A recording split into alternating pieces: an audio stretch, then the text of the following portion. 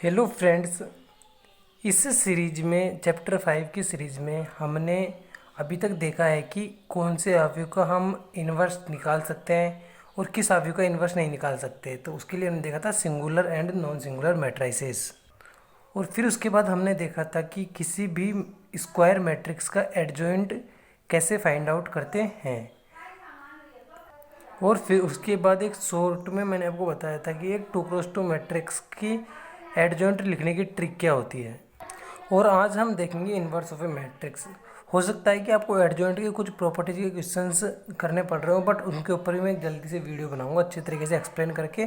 But मैं चाहता हूँ उससे पहले आपको इन्वर्स बता दूँ, फिर उससे मैं आपको अच्छी तरीके से एक्सप्लेन कर पाऊँगा उन्हें। तो मैं आपको इन्वर्स ऑफ ए मैट्रिक्स बताने से पहले कुछ आपको एक बेसिक इंपॉर्टेंट पॉइंट्स बताना चाहता हूँ। जैसे कि पहला पॉइंट है कि यदि आप किसी भी मैट्रिक्स को ए मैट्रिक्स को अगर आप आई से मल्टीप्लाई करते हैं, आइडेंटिटी मैट्रिक्स के सेम ऑर्डर के आइडेंटिटी मैट्रिक्स से मल्टीप्लाई करते हैं, मतलब जो रिक्वायर्ड है। पहली बात, आइडेंटिटी मैट्रिक्स क्या होता है, हमारे पास स्क्वायर मैट्रिक्स होता है। तो ए भी क्या होगा हमारे पास स्क्वायर मैट्रिक्स हो। ए ऐसा कोई ज़रूरी नहीं है, बिकॉज अगर सपोज करो ए आपके पास है 2x3 का और आई आपके पास है 3x3 का, तो आप क्या कर सकते हैं, इसको आपस में मल्टीप्लाई कर सकते हैं। तो आप किसी भी मैट्रिक्स को अगर आइडेंटिटी मैट्रिक्स से मल्टीप्लाई करते हैं, अगर मल्टीप्लिकेशन पॉसिबल है, तो आपके पास वही मैट्रिक्स वापस मिल जाता है। जैसे आपने ए को मल्टीप्लाई किया तो आपके पास ए मिल गया है। सिमिलरली अगर मैं आपको यहाँ पे करूँ बी स्क्वायर से मल्टीप्लाई करता हूँ आई को, तो मेरे को यहाँ पे क्या मिलेगा, बी स्क्वायर। दूसरा इंपॉर्टेंट पॉइंट ये है कि अगर आप किसी मैट्रिक, जैसे कि अगर हम कोई संख्या देखें, जैसे अगर हम देखते हैं फिजिक्स में चलते हैं थोड़ा, वेलोसिटी है। वेलोसिटी की यूनिट क्या होती है, मीटर पर सेकंड है ना। तो इसे हम क्या बोल देते हैं, मीटर सेकंड इनवर्स। मतलब कि सेकंड इन 1/s को हमने क्या बोला यहाँ पे, सेकंड इनवर्स। तो किसी भी मैट्रिक्स ए है, अगर हम उसे लिख दें I/A को हम क्या बोलेंगे यहाँ पे, ए इनवर्स। तो I/A को हम यहाँ पे क्या बोलते हैं, ए इनवर्स। मतलब कि डिवाइड हम कर नहीं सकते किसी भी आइडेंटिटी मैट्रिक्स को, ए से हमें डिवाइड करना नहीं आता, बट हमें इन्वर्स फाइंड करना आता है। तो इसीलिए हम यहाँ पे इन्वर्स फाइंड करना सीख रहे हैं, बिकॉज हमें डिवाइड करना नहीं आता है। तो जो दूसरा पॉइंट मुझे आपको बताना था वो है कि हमारे पास ए इंटू ए इन्वर्स कितना होता है, आई होता है। ओके, अगर ए का इन्वर्स ए इन्वर्स है, अगर इसका इन्वर्स ये है, तो इसका इन्वर्स भी तो ये होगा ना। जैसे कि अगर हम देखें 9 इंटू 1/9 इक्वल्स टू 1, तो 9 का इन्वर्स हम बोल सकते हैं 1/9 को, क्योंकि अगर हम यहाँ पे इसको अगर ले ले x, तो 9x इक्वल्स टू 1, तो x की वैल्यू कितनी आ गई, 1/9। और अगर हम 1/9 का इन्वर्स देखें, 1/9 इंटू एक्स इक्वल्स टू 1, तो x की वैल्यू कितनी आ गई, 9। मतलब कि आपस में क्या होंगे, एक दूसरे के इन्वर्स होते हैं। तो यहाँ पे भी ए और ए इन्वर्स क्या होंगे, आपस में एक दूसरे के इन्वर्स होते हैं। ये दोनों प्रॉपर्टी मैंने आपको मेरे इन्वर्स फाइंड आउट करने वाले वीडियो में, जिसमें मैंने आपको row echelon form elementary row operations के द्वारा फाइंड करना बताया था, उसमें आपको बताई हुई है। तो यहाँ से एक प्रॉपर्टी आपके पास ये आ गई कि A into A inverse equals to I होता है। अगर आपके पास कोई दो मैट्रिक्स दे रखे हैं A B equals to I,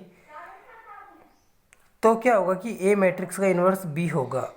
but एक चीज़ यहाँ पे ध्यान रखना कि मैंने आपको बताया था कि अगर किसी भी मैट्रिक्स ए का डिटर्मिनेंट 0 है, तो ये उस मैट्रिक्स का हम क्या कर सकते हैं, इन्वर्स फाइंड आउट नहीं कर सकते। तो ठीक है, ये सब बेसिक बातें थी। अब हम बात करते हैं कि इन्वर्स होता क्या है। तो इन्वर्स निकालना बिल्कुल आसान है। ये होता है हमारे पास adjoint of A upon determinant of A. ये लो बिल्कुल ख़त्म है ये इन्वर्स, तो बस इतना सही है।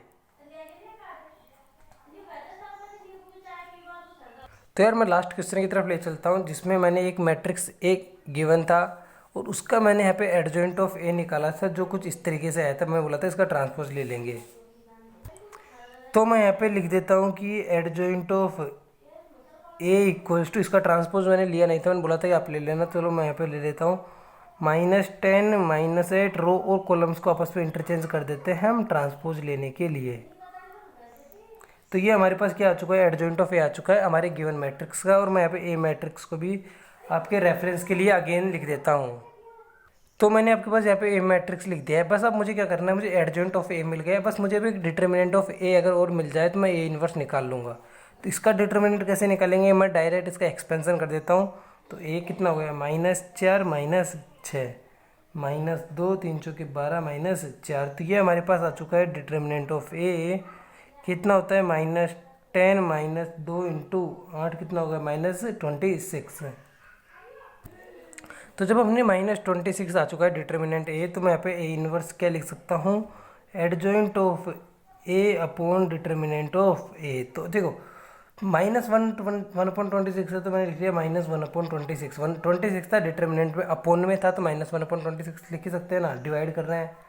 और यहाँ पे एडजॉइंट ऑफ ए कितना हो गया मेरे पास -10 -8 2 -8 4 -1 22 2 और -7। तो ये हमारे पास क्या आ चुका है, इन्वर्स आ चुका है। अगर आप चाहे तो इसके अंदर क्या कर सकते हैं, 26 को अंदर ले जाके भाग भी दे सकते हैं। अब यह आपके अकॉर्डिंग है। अगर आप ऑब्जेक्टिव पेपर कर रहे हैं तो आप वहाँ पे देख सकते हैं कि इस 26 को अंदर ले जाके डिवाइड कर रखा है क्या या नहीं। तो यहाँ पे मैंने ए इन्वर्स निकाली है, 10/26 में अंदर ले गया हूँ। तो इस तरीके से क्या कर सकते हैं, आप ए इन्वर्स निकाल सकते हैं। ए इन्वर्स कुछ नहीं है, adjoint of A upon determinant of A. Adjoint A हमें निकालना आता ही है, डिटर्मिनेंट ए हमें निकालना आता ही है।